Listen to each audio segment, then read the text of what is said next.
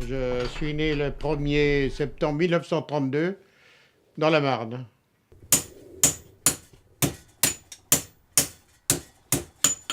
Je suis rentré dans une maison de plomberie et couverture à l'âge de 14 ans, en 1947. Et puis j'ai terminé comme responsable des travaux dans les hippodromes parisiens.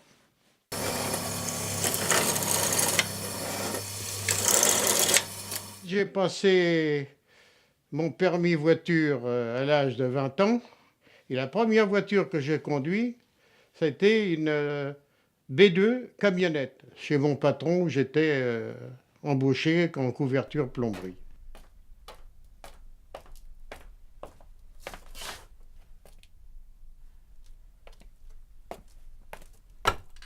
Pour la Ford T, il y a un catalogue, et sur ce catalogue, vous pouvez acheter toutes les pièces, même le moteur, les roues, les phares, la carrosserie, tout ce qui existe. Vous pouvez acheter les pièces en Amérique pour remonter une Ford toute neuve.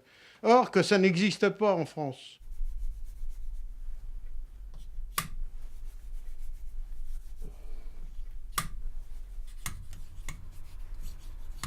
Les Ford T, il y en a eu 16 400 000 de fabriqués. Alors des Ford T, il y en a beaucoup encore.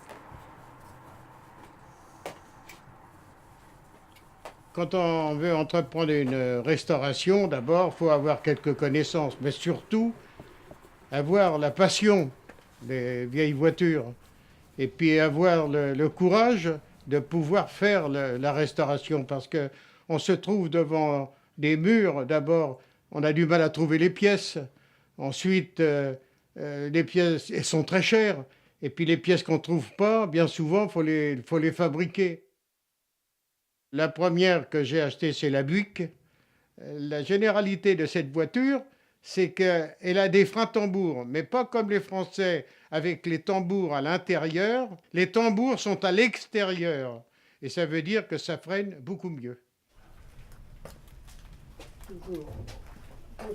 Le réservoir était au-dessus du carburateur, donc l'alimentation se faisait par gravité.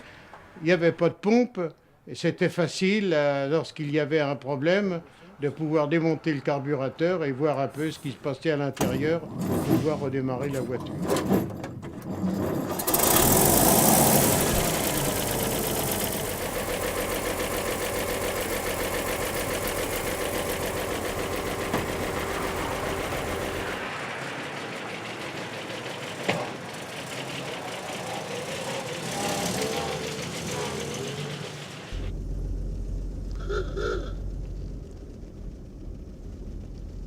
Beaucoup de gens me voient passer, me font des signes de la main ou me disent avec le pouce qu'elle est très bien.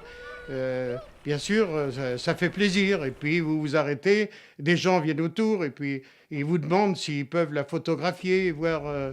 Il y en a même qui m'ont demandé de faire un tour. J'ai emmené une femme avec ses 2 enfants. Ça a fait plaisir à tout le monde.